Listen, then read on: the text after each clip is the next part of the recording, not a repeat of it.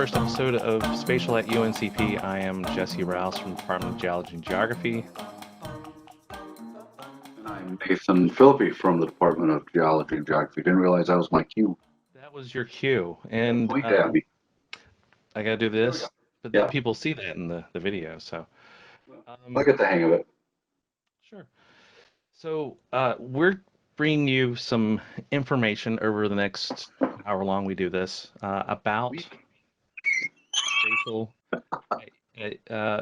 how we use spatial technologies, how we think about space, how we think about place, and how we can use the technologies that we're purchasing at a university site level for not just our classes, but maybe for what you were doing as well. So, a few questions to get us started, Mr. Philippi. What is geography? The study of spatial interaction on Earth's surface. Spatial interaction on. Spatial interaction. I like location. I like whenever it comes down to it, I like just to have the word where up on the screen early in the semester. What's there? Why is it there? And why should we care? I for a T-shirt for something else, I ripped off the old journalism statement of who, what, when, where, why, and I changed it to where, who, what, why, how, when, oh, and sometimes all the others. And sometimes. Yeah. So where and sometimes these other things.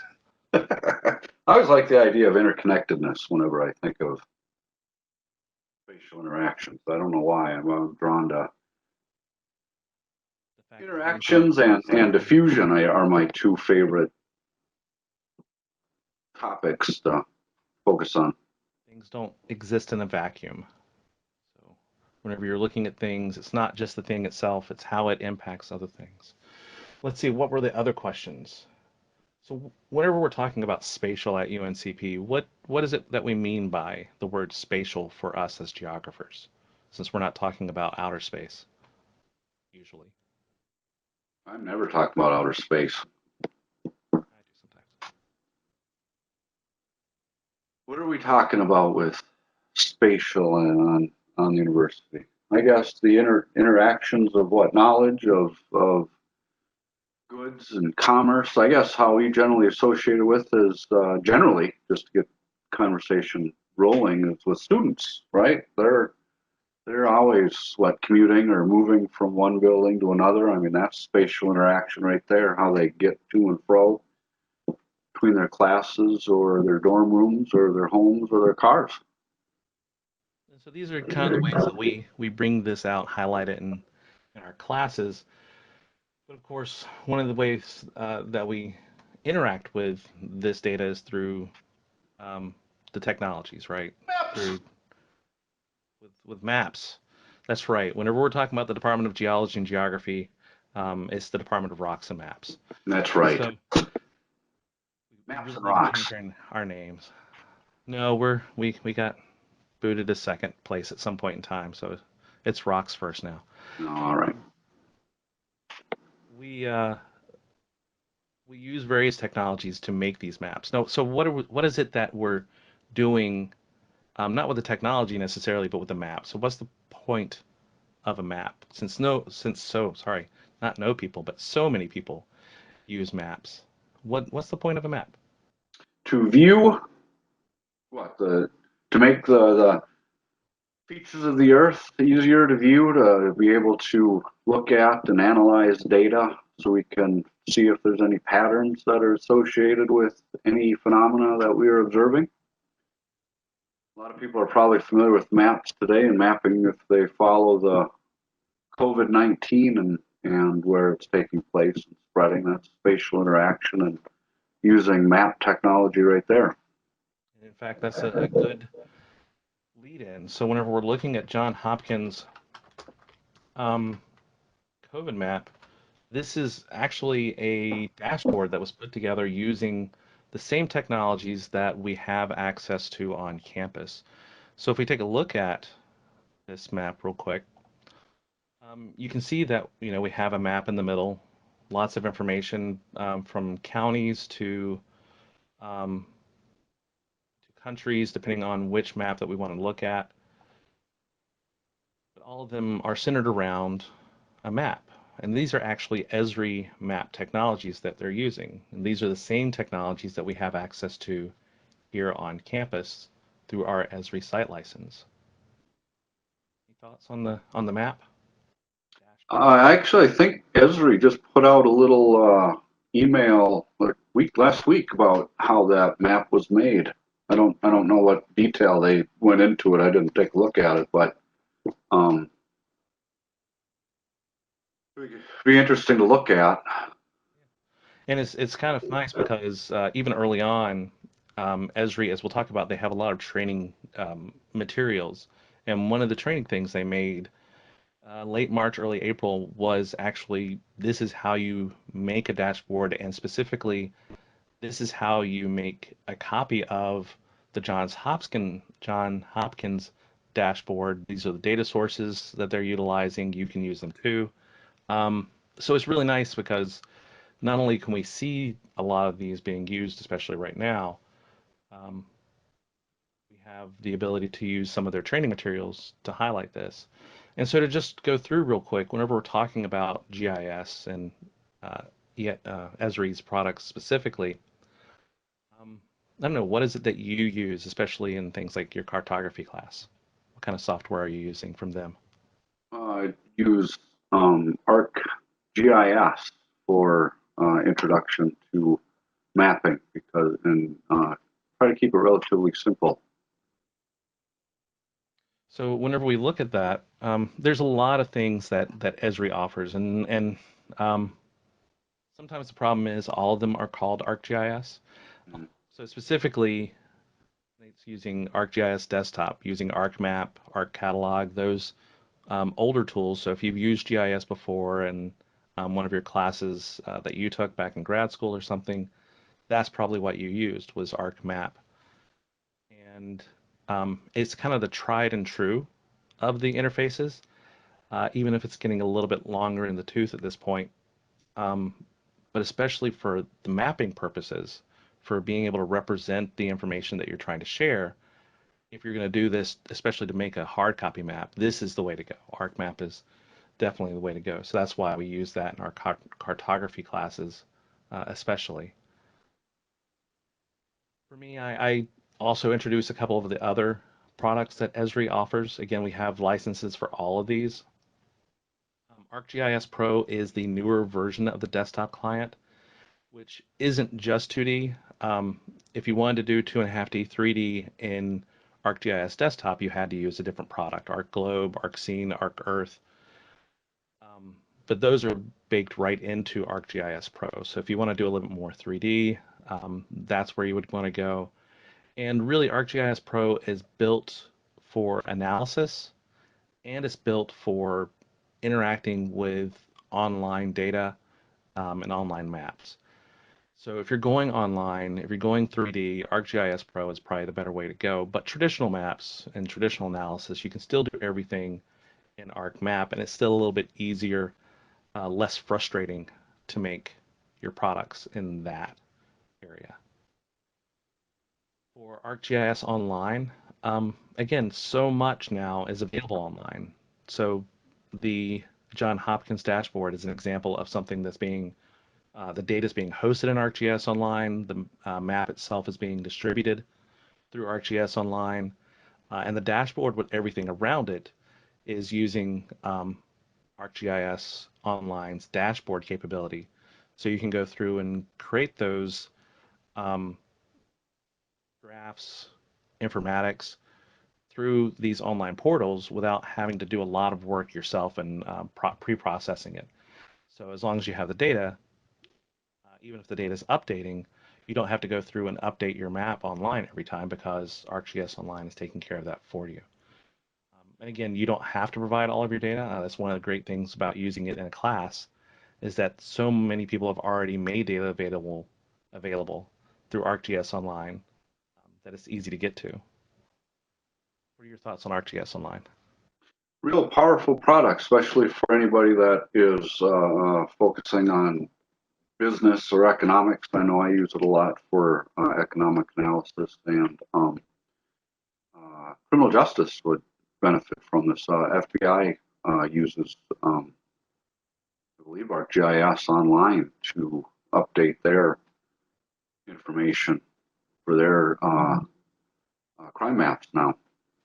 It's hard to actually find a government organization that's not using Esri software in some way, and a lot of them are providing the data that is public domain, at least, through ArcGIS Online layers. So students can go through. Here you can see census data, like you were talking about. See if I search justice, if we can get some Department of Justice data, maybe hosted under a different name. But there's a lot of different ways that you can find data. And again, all this is straight through ArcGIS Online. Some of it is kind of authoritative sources where the people who created the data and have verified the data are making it available. But you also have some of that more open citizen science, social shared data in there as well. So lots of different things that you can get access to through ArcGIS Online. And again, you can access this data both in ArcGIS Pro and ArcGIS Desktop. So it's not like it's all ArcGIS Online or desktop. You can use the data especially, and from both Map and Pro, you can create your own maps and then publish them to ArcGIS Online. So they all kind of work together, but you can use them each individually as well. One of the things that is nice is being able to use this to share information with students. So for instance, I've created a map in my World Regions class that goes through and shares lots of different pieces of information all in one interface. So I have this embedded in Canvas, or they can click through to get a full screen version of it. But as you can see, I have everything from economic data to cultural data to physical data that they can go to. This is from chapter 1 where it shows the whole world, and then in later chapters I just zoom to the area that they need to focus on for that. Even though they have access to the same entire global data set, I can zoom into just the area that I want them to focus on for that chapter. So it's really nice to be able to create data for students, but of course one of the things that we're trying to do more and more is helping students create their own story. We want them to create something so they know where the data is coming from, how it's being used, and how they're sharing, figuring out how to share their message. So what are some of your thoughts on using things like ArcGIS Online with students in classes or in research? Oh, it's a really powerful and fantastic tool to use. I mean, it offers a lot more accessibility to information than just static PowerPoint would, um, or does, I guess I should say. So then students can, as you're doing right now, zoom in on places and sometimes even hover over areas and call up information that's specific to, depending on how you have it set up. Yeah, like that. So then you can create new questions or have them look at specific topics that you might be covering within the class. So this is something you want to think about, whether you're creating maps to share with students like I did here, or finding a way to get students to build maps with existing data, or even data they go out and collect to convey something new. Now, to be able to help students get there and to help you get there, Esri has a whole suite of training tools. So if you go to esri.com/training, you can get access to a wealth of online classes. There's also in-person classes. Those aren't free though, but through our online or through our site license, you get access to all the online training for free. Now for ArcGIS Online, for ArcGIS Pro, and for the training, you'll have to contact me, jesse.rouse@uncp.edu, to get an account for ArcGIS Online. Once you have an ArcGIS Online account, you have access to ArcGIS Pro and as Retraining as well. Desktop, that's already installed in all the labs, but if you want ArcGIS Desktop, let us know. We can work with you if you have administrative privileges on your computer to get it installed, but if you don't, then we can go through, or you can go through, do it to get it installed. Pretty straightforward, unless, of course, you're at home, in which case it might take us a little bit more doing to get it installed on your computer if you don't have admin privileges. I don't know. What are your thoughts on Esri Training? Having access to any of this software? It's nice that it's free, or the ones that are free are and available are rather nice. I've taken a number of their training courses and found them easy to use and set up very nicely. I mean, they have good objectives that are laid out, and the instructions are put together nicely and easy to follow. Let's see. I typed in environment. It's using too much of the software environment. So let me come back to With their MOOCs too. Their what is it? MOOCSs. Those are massively good ways to online. pick up massive online Open. open classes. Yeah, or something like that. Those are usually fun to take when you've got some time. And you can work on them at your own pace too. You don't have to be slotted into a certain time. You also get certifications too with whenever you finish a training module or a section, so you can add that to your resume. So certificates for that. There are certifications for the software, but those take multiple classes and an exam to become certified, I guess, in the various software. Huh, for some reason, it's not working today. Oh well. But they have tutorials, web courses, videos, all different types of things. And again, you can either focus on a type of software or you can focus on your area of interest. So business, crime, politics, environment. Those are just a few that you can look at using their tutorials. And in addition to the tutorials, they also have an entire area for educators. So lesson plans for K through basically graduate. If you don't want to start from scratch, you can use one of their lesson plans, which again focus on a wide array of disciplines to build your own course materials. And the last thing I wanted to highlight was that all of this is either online, so it can be used on any platform, or ArcGIS Desktop and Pro are both Windows. So if you want a desktop solution, but you're on a Mac or Linux, then we can point you to QGIS or Quantum GIS. This is an open source product. It's a different interface than either ArcGIS Pro or ArcMap, but it has almost all the same capabilities, and in some cases even more capabilities, because with any open source project, whenever someone in the community has something they want to create, they'll go through and create that and add it to the project. So it's actually kind of interesting to see some of the things that are discipline specific in some of the plugins and such. So again, whenever we've been talking about this, there's all kinds of things we can talk about. The maps that we can create with ArcMap, the capabilities that are in ArcGIS Pro, and these are things that we probably will talk about in future episodes. I don't know. What are some of the takeaways, some of the wrap up for today?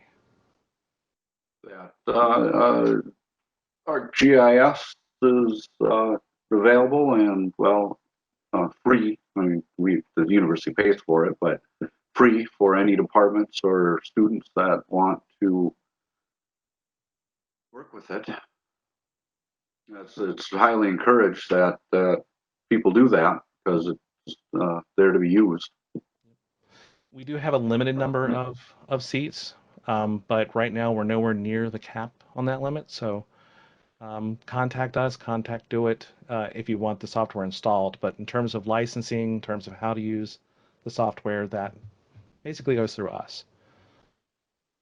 So let us know if you need help with it. Any other thoughts for the future?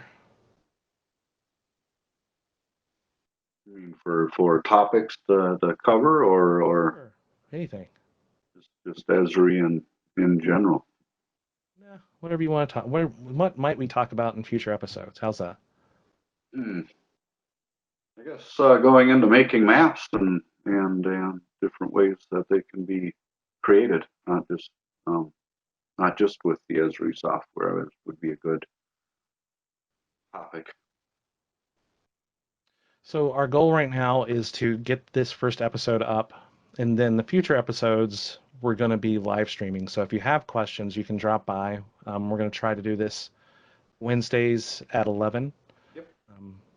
So that's when this will go up. We'll be perhaps bouncing from platform to platform until we find one that allows us to record what we want to and interact with you guys in the way we're happy with.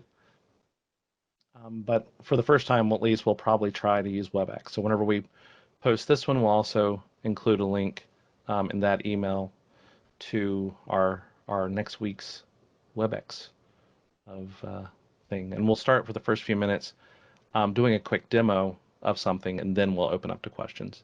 So that'll be the plan for next time as we move into the live arena. Anything else for this week? No, I don't have anything else to add. So as it's the first episode, we have no idea how to sign off. Guess we could just bye. Bye.